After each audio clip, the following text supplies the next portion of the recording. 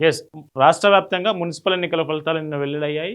Congress party దాదాపు 66 మున్సిపాలిటీలను అట్లాగే 5 కార్పొరేషన్‌లు గెలుచుకున్నట్టు మనకు తెలుస్తా ఉన్నది. బీజేపీ బీఆర్ఎస్ గూడా గతం కంటే బీఆర్ఎస్ స్థానాలు తగ్గినా గానీ కొన్ని మున్సిపాలిటీలో కైవసం చేసుకుంది. అయితే ఈ మున్సిపల్ ఎన్నికల్లో కొందరిని అదృష్టం వరిస్తే కొందరిని దురదృష్టం వెంటాడిందని చెప్పొచ్చు. ఆ దురదృష్టానికి సాధారణంగా ఎవరైనా ఏమనుకుంటారంటే డబ్బులుంటే ఎన్నికల్లో గెలవడం ఈజీ అనుకుంటారు. కానీ డబ్బులు పెట్టినా గానీ ఎన్నికల్లో ప్రజలు ఓటేస్తారన్న నమ్మకం లేదు. దానికి ప్రత్యక్ష ఉదాహరణ ఇప్పుడు చెప్పుకుందాం. ఈమె ఇ ఇక ఈ ఫోటోలో కనిపిస్తున్న ఈమె పేరు సమంత. ఈ అభ్యర్థి సమంత. ఈమె నిజామాబాద్ మున్సిపల్ కార్పొరేషన్‌లో 19వ వార్డ్ నుంచి పోటీ చేసింది.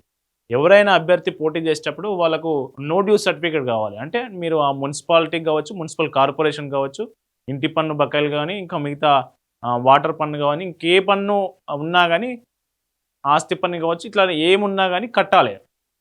వీటన్నిటికి ఈమె బరిలో నిలవడానికే దాదాపు 8,00,00,000 ఖర్చు టాక్స్ కట్టింది. 8,00,00,000 టాక్స్ కట్టింది. ఆమెకున్నటువంటి ఆస్తులు కావచ్చు, అక్కడ ఉన్నటువంటి వాటన్నిటిని పన్ను బకాయిలకు సంబంధించి 8,00,00,000 అక్షరాల 8,00,00,000 నో డ్యూ సర్టిఫికేట్ కోసం. ఆమె నిలబడడానికే 8,00,00,000 ఖర్చు పెట్టింది. 8,00,00,000 టాక్స్ కట్టింది గవర్నమెంట్‌కి. కట్టిన తర్వాత ఈమె ఎందుకు 8,00,00,000 కట్టాల్సొచ్చింది? సాధారణంగా అయితే ఎవరు కట్టరు కదా! 8,00,00,000 అంటే ఈమెను కాంగ్రెస్ పార్టీ మేయర్ అభ్యర్థిగా ప్రకటించింది.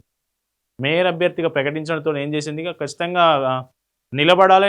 నిలబడి గెలిచి మేయర్ కావాలి కాబట్టి 8,00,00,000 కట్టాల్సొచ్చింది. కట్టింది. 8,00,00,000 కట్టిన తర్వాత ఓకే. నిలబడింది. ప్రచారం చేయాలి.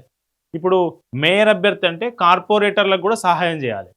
ఆయా డివిజన్ల కార్పొరేటర్లు మొత్తం ఈమెను మేయర్‌గా ఎన్నుకోవాలంటే ప్రచారంలో వాళ్ళకు డబ్బు రూపంలో కావచ్చు, అట్లాగే ఇంకా ప్రచారం ఖర్చు కావచ్చు, ఈ ఆర్థిక సాయం చేయాల్సుంటది. సో, ఈమె ఆర్థిక సాయం కూడా చేసింది. ఆయా డివిజన్ల కార్పొరేటర్లకు సంబంధించి పోటీ చేసినటువంటి కాంగ్రెస్ అభ్యర్థులకు సాయం చేసింది ఆర్థిక సాయం. అట్లా ఖర్చయింది. ఈమెకు ఓట్లేయడానికి ఈమె డివిజన్‌లో ఓట్లేయడానికి జనానికి దాదాపు 5,000 వరకు పంచినట్లు అక్కడి నుంచి మనకు వార్తలొస్తా ఉన్నాయి. మళ్ళీ అందులో వాస్తవం ఉందా లేదో తెలవదు గానీ మినిమమ్ 5,000 అయితే ఈ మేయర్ అభ్యర్థి కాబట్టి మినిమమ్ 5,000 ఖచ్చితంగా ఎక్స్‌పెక్ట్ చేయొచ్చు మనం. సో, ఇట్లా ఈమె దాదాపు 20,00,00,000 ఖర్చు చేసింది. 20,00,00,000 ఒక అభ్యర్థి 20,00,00,000 ఒక కార్పొరేటర్ అభ్యర్థి 20,00,00,000 ఖర్చు చేయడం అనేది పెద్ద విషయం. సో, 20,00,00,000 ఖర్చు పెట్టినా గానీ ఈమె చివరికి ఓడిపోయింది. బీజేపీ అభ్యర్థి చేతిలో ఈమె ఓడిపోయింది. ఆహ్, నిజామాబాద్ మున్సిపల్ కార్పొరేషన్‌లో మొత్తం బీజేపీకి అత్యధిక స్థానాలొచ్చినాయి. మొత్తం మ్యాజిక్ ఫిగర్ రాకపోయినప్పటికి కూడా అత్యధిక స్థానాలు బీజేపీ కైవసం చేసుకుందక్కడ. బీజేపీ అభ్యర్థి చేతిలో ఈమె 20,00,00,000 ఖర్చు పెట్టినా గానీ ఓడిపోవడం జరిగింది. మొత్తం మనకు అక్కడ ఉన్నటువంటి స్థానాలు గనుక మనం చూస్తే మొత్తం 60 డివిజన్లు ఉండగా ఇందులో BJP, Congress, BRS, MIM. Yes. బీజేపీకి ఎన్నొచ్చినాయంటే 28 స్థానాలొచ్చినాయి. కాంగ్రెస్‌కు 17 వచ్చినాయి. ఎంఐఎంకు 14 వచ్చినాయి.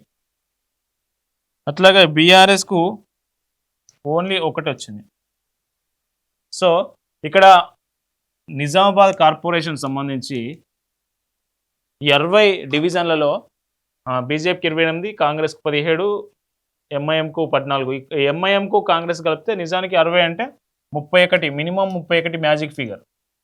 మ్యాజిక్ ఫిగర్ 31 సీట్లు వస్తే బీజేపీ నిజంగా ఏర్పాటు చేసేది. మ్యాజిక్ ఫిగర్‌కు దాదాపు 3 డివిజన్ల తేడాతోని దగ్గర దాకొచ్చింది. అయితే కాంగ్రెస్ ఏమంటుందంటే కాంగ్రెసు ఎంఐఎంతో కలిసి మేము ఆడ కార్పొరేషన్ మేయర్ పీఠాన్ని మేము కైవసం చేసుకుంటామని కాంగ్రెస్ చెప్తా ఉన్నది. కానీ బీజేపీ కూడా ఏమంటుందంటే ఇప్పుడు ఎక్స్ అఫీషియో ఓట్లుంటాయి. ఏదైతే ఎమ్మెల్యేలు, ఎంపీలు ఉంటారు కాబట్టి వీళ్ళ ఓట్లు కూడా కీలకంగా ఉంటాయి. వీళ్ళ ఓట్లు కూడా అభ్యర్థి ఎన్నికలో మేయర్ ఎన్నికలో వీళ్ళ ఓట్లు కూడా కౌంటింగ్ ఉంటది కాబట్టి మేము ఎక్స్ అఫీషియో ఓట్లతో మేమే కార్పొరేషన్ ఏర్పాటు చేస్తామని బీజేపీ చెప్తా ఉంది. మొత్తానికి ఇక్కడ మనకు కీలక పాయింట్ ఏంటంటే మేయర్ అభ్యర్థిని కూడా బీజేపీ ఓడించింది. ఆమె 20,00,00,000 ఖర్చు పెట్టుకున్నా గానీ బీజేపీ కార్పొరేటర్ అభ్యర్థి కాంగ్రెస్ మేయర్ అభ్యర్థిని ఓడించడం అనేది ఇక్కడ కీలకంగా చూడొచ్చు.